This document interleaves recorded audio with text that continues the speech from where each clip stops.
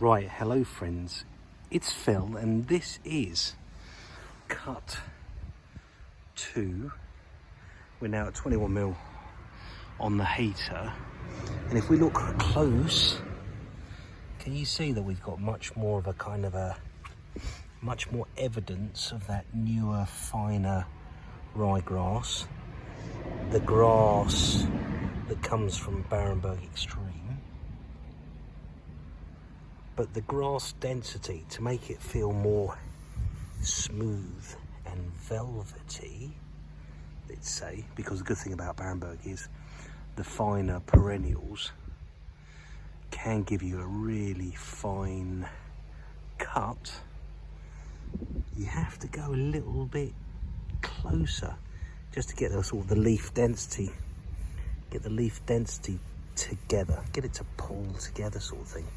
So if I wave my hand in there, there still feels like there's a few, it's probably, yeah, there's a good 7 to 10 mil that could come off of that, which would come down, which would then really show the grass density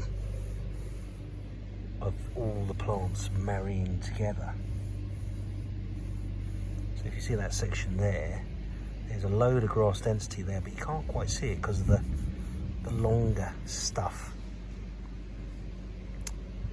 So, looks all right, let's see. Cutting at 21mm. The lawn is not very flat, for reference, even though I'm filling in holes and shallows as I go, because it was a builder's lawn. It was put in just at the end of a job. And yeah, I've been rebuilding it and seeding it and leveling it gradually.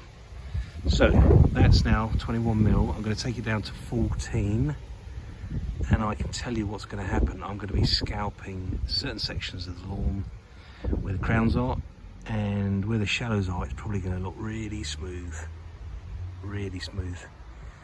So one last look at the grass density. And it's pretty healthy grass, if I'd like to say that. There's a little bit of POA in it, which you can see.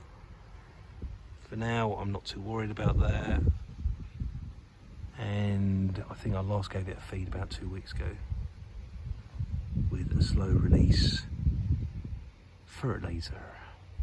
Anyway, that's that part. So come back, or don't go, and we'll do the last part, the last cut, and then you can see what that looks like.